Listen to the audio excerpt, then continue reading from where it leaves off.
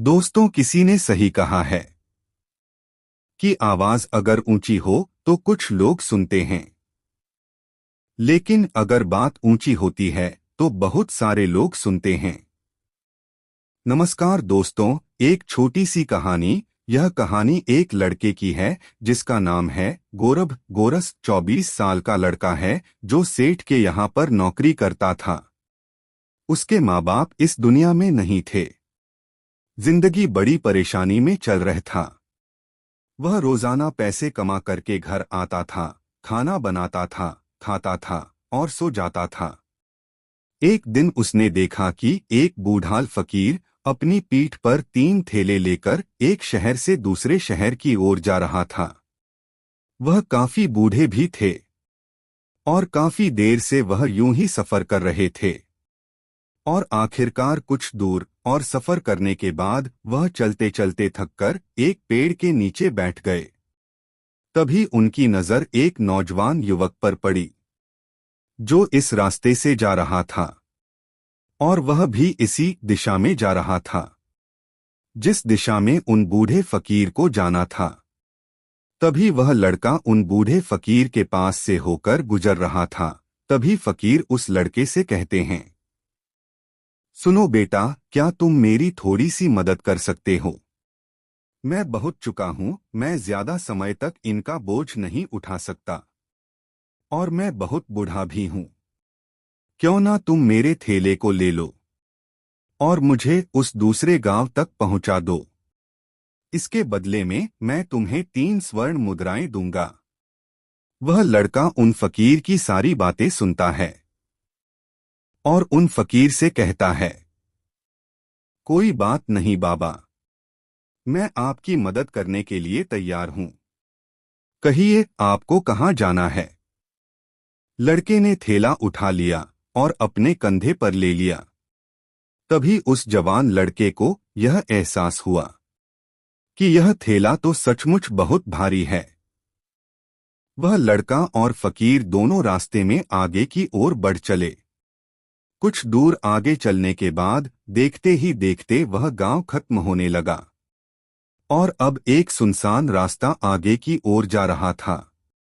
वे दोनों अपने मार्ग में मस्त होकर आगे की ओर बढ़ रहे थे। जब भीड़ से पूरी तरह से अलग हो गए तो वह लड़का उस फकीर से कहा कि आखिर ऐसा क्या रखा है थैले में जो यह थैला इतना भारी है? इस पर वह फकीर आदमी उस लड़के को जवाब देते हुए कहते हैं कि कुछ नहीं बेटा, बस इसमें तांबे के कुछ सिक्के भरे हुए हैं। इसी कारण यह ठेले में बहुत वजन है। वह लड़का मन ही मन सोचने लगता है कि यह बाबा जरूर कोई व्यापारी है, तभी तो इतने सारे तांबे के सिक्के लेकर चल रहे हैं। फिर तभी उसके मन में ख्याल आया कि मुझे क्या करना है। मुझे तो खाली यह थैला दूसरे गांव तक पहुंचा है, बस इतना ही। जैसे ही उसके मन में यह ख्याल आया, उसने तांबे के सिक्कों का वह ख्याल अपने मन से निकाल दिया और अपनी धुन में मस्त होकर वह आगे की ओर चलने लगा। चलते चलते उन्हें आगे एक नदी मिली जिसे पार करना था। वह लड़का काफी चुस्त और तंदुरुस्त भी था, इसलिए वह बिना सोचे समझे उसे नदी में उतर जाता है। किंतु वह फकीर अभी किनारे पर ही खड़ा था। इस पर वह लड़का उस फकीर से कहता है कि क्या हुआ बाबा, चलिए हमें यह नदी पार करनी होगी, हम उस गांव तक पहुंच पाएंगे। फिर फकीर उस लड़के से कहते हैं, मैं जानता हूं बेटा कि हमें यह नदी पार करनी ही होगी, लेकिन जैसा कि तुम जानते हो मैं अब बूढ़ा हो चुका हूं और 2-2 थैले लेकर मैं यह नदी पर नहीं कर सकता। कहीं मेरा पैर फिसल गया तो क्या होगा? क्या तुम मेरा एक और थैला ले सकते हो? मैं तुम्हें इसके बदले भी 3 स्वर्ण मुद्राएं दूंगा। लड़का फकीर से कहता है, अवश्य करूंगा। और लड़का मुस्कुराते हुए कहता है कि आप मुझे शर्मिंदा कर रहे हैं। यदि आप मुझे स्वर्ण मुद्राएं ना भी दे तो भी मैं आपका कार्य अवश्य करूंगा। और आपको दूसरे गांव तक जरूर पहुंचाऊंगा। इसके बाद फकीर ने अपनी दूसरी थैली भी उसे लड़के को दे दी। उस लड़के ने जब वह दूसरी थैली अपने कंधे पर रखी तो वह थैली भी उसे बहुत ज्यादा भारी लगी। उसने वहां पर कुछ नहीं कहा। जैसे तैसे नदी पार करने के बाद उस लड़के ने फकीर से कहा, बाबा इस थैली में भी बहुत वजन है, इसमें क्या है? उस लड़के को जवाब देते हुए कहते हैं कि बेटा इसमें चांदी के सिक्के हैं, इसी कारण यह थैली भी बहुत भारी है। यह सारी बातें सुनकर अब उस लड़के का दिमाग ठीक से काम करने लगा था। वह यह सोच रहा था कि एक थैले में तांबे के सिक्के हैं और दूसरी में चांदी के। ऐसा प्रतीत होता है कि यह फकीर कहीं दूर से आ रहे हैं और उन्होंने अपनी सारी जमीन जायदाद बेच दी होगी।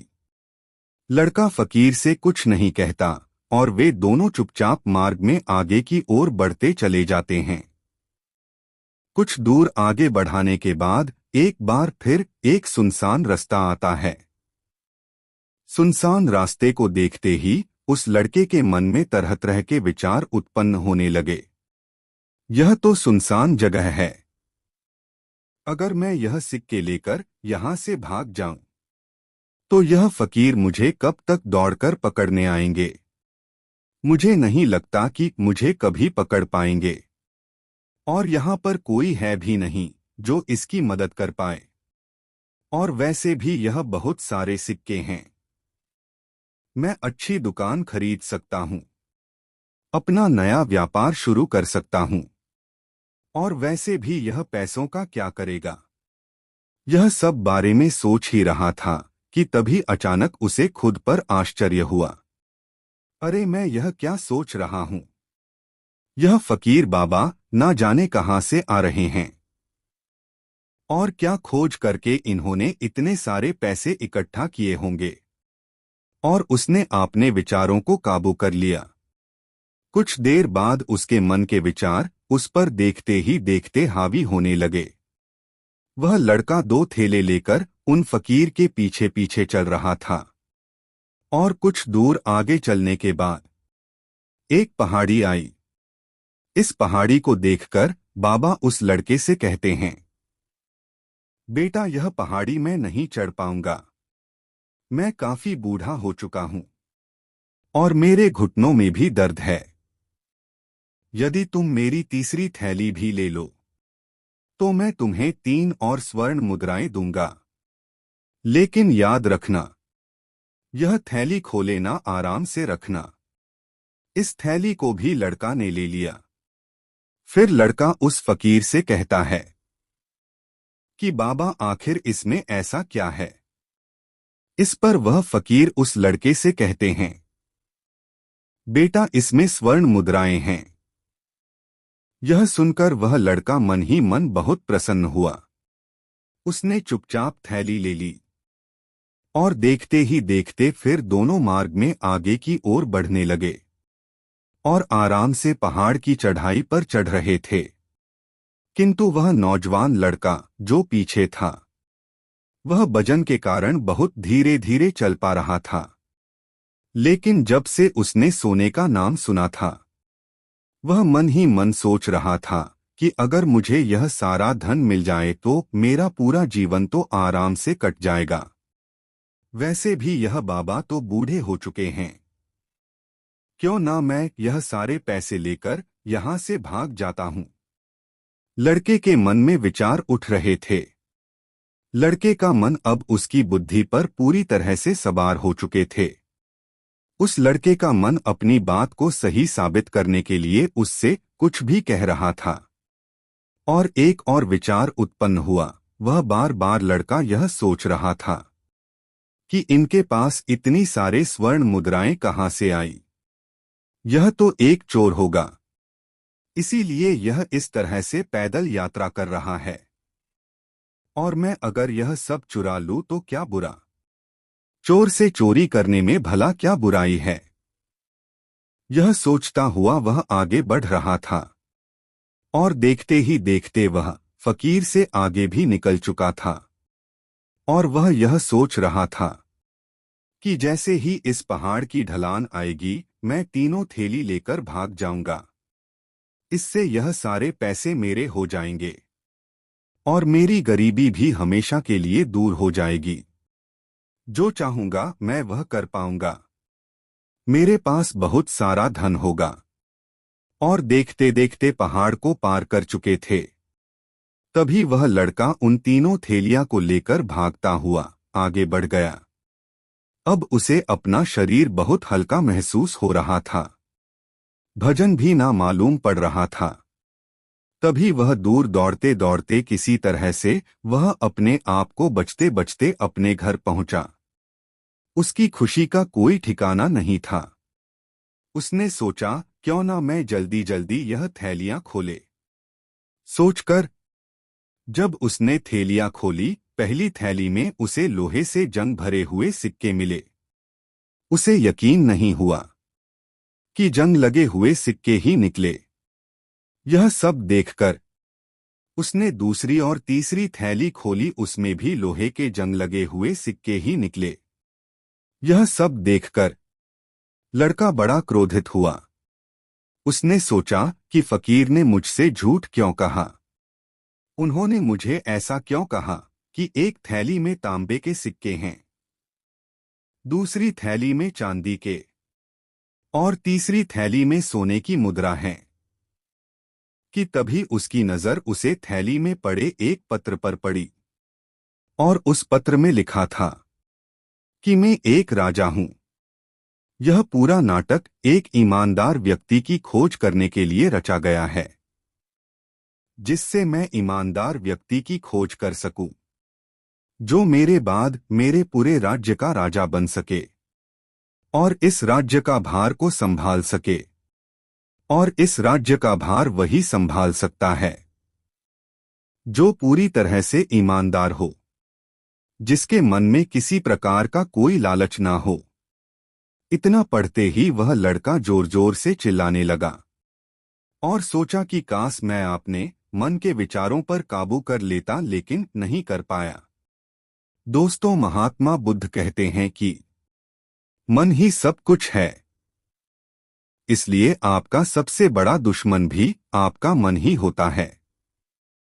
कोई भी आपको इतना नुकसान नहीं पहुंचा सकता जितना कि आपका मन के यह अनियंत्रित विचार पहुंचा सकते हैं। महात्मा बुद्ध कहते हैं, वही विचार शब्द बनते हैं और शब्द चरित्र में परिवर्तित हो जाता है।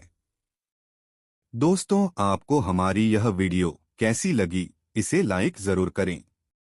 और आप हमारे चैनल पर पहली बार आए हैं तो इसे सब्सक्राइब जरूर करें। और देखते ही देखते फिर दोनों मार्ग में आगे की ओर बढ़ने लगे और आराम से पहाड़ की चढ़ाई पर चढ़ रहे थे। किंतु वह नौजवान लड़का जो पीछे था, वह वजन के कारण बहुत धीरे धीरे चल पा रहा था। लेकिन जब से उसने सोने का नाम सुना था, वह मन ही मन सोच रहा था कि अगर मुझे यह सारा धन मिल जाए तो मेरा पूरा जीवन तो आराम से कट जाएगा। वैसे भी यह बाबा तो बूढ़े हो चुके हैं, क्यों ना मैं यह सारे पैसे लेकर यहां से भाग जाता हूं। लड़के के मन में विचार उठ रहे थे। लड़के का मन अब उसकी बुद्धि पर पूरी तरह से सबब हो चुका था। उस लड़के का मन अपनी बात को सही साबित करने के लिए उससे कुछ भी कह रहा था। और एक और विचार उत्पन्न हुआ। वह बार बार लड़का यह सोच रहा था कि इनके पास इतनी सारे स्वर्ण मुद्राएं कहां से आई। यह तो एक चोर होगा, इसीलिए यह इस तरह से पैदल यात्रा कर रहा है। और मैं अगर यह सब चुरा लूं तो क्या बुरा। चोर से चोरी करने में भला क्या बुराई है। यह सोचता हुआ वह आगे बढ़ रहा था। तभी वह दूर दौड़ते दौड़ते किसी तरह से वह अपने आप को बचते बचते अपने घर पहुंचा। उसकी खुशी का कोई ठिकाना नहीं था। उसने सोचा क्यों ना मैं जल्दी जल्दी यह थैलियां खोले। सोचकर जब उसने थैलियां खोली, पहली थैली में उसे लोहे से जंग भरे हुए सिक्के मिले। उसे यकीन नहीं हुआ कि जंग लगे हुए सिक्के ही निकले। यह सब देखकर उसने दूसरी थैली खोली, उसमें भी लोहे के जंग लगे हुए सिक्के ही निकले। यह सब देखकर लड़का बड़ा क्रोधित हुआ। उसने सोचा कि फकीर ने मुझसे झूठ क्यों कहा। उन्होंने मुझे ऐसा क्यों कहा कि एक थैली में तांबे के सिक्के हैं, दूसरी थैली में चांदी के और तीसरी थैली में सोने की मुद्रा है। कि तभी उसकी नजर उसे थैली में पड़े एक पत्र पर पड़ी और उस पत्र में लिखा था कि मैं एक राजा हूं। यह पूरा नाटक एक ईमानदार व्यक्ति की खोज करने के लिए रचा गया है, जिससे ईमानदार व्यक्ति की खोज कर सकूं, जो मेरे बाद मेरे पूरे राज्य का राजा बन सके और इस राज्य का भार को संभाल सके। और इस राज्य का भार वही संभाल सकता है जो पूरी तरह से ईमानदार हो, जिसके मन में किसी प्रकार का कोई लालच ना हो। इतना पढ़ते ही वह लड़का जोर जोर से चिल्लाने लगा, लेकिन वह अपने मान के विचारों पर काबू नहीं कर पाया। दोस्तों, महात्मा बुद्ध कहते हैं कि मन ही सब कुछ है। इसलिए आपका सबसे बड़ा दुश्मन भी आपका मन ही होता है। कोई भी आपको इतना नुकसान नहीं पहुंचा सकता जितना कि आपका मन के यह अनियंत्रित विचार पहुंचा सकते हैं। महात्मा बुद्ध कहते हैं, वही विचार शब्द बनते हैं और शब्द चरित्र में परिवर्तित हो जाता है। दोस्तों, आपको हमारी यह वीडियो कैसी लगी, इसे लाइक जरूर करें। और आप हमारे चैनल पर पहली बार आए हैं तो इसे सब्सक्राइब जरूर करें। दूसरी थैली में चांदी के और तीसरी थैली में सोने की मुद्रा है। कि तभी उसकी नजर उसे थैली में पड़े एक पत्र पर पड़ी और उस पत्र में लिखा था कि मैं एक राजा हूं। यह पूरा नाटक एक ईमानदार व्यक्ति की खोज करने के लिए रचा गया है, जिससे ईमानदार व्यक्ति की खोज कर सकूं, जो मेरे बाद मेरे पूरे राज्य का राजा बन सके और इस राज्य का भार को संभाल सके।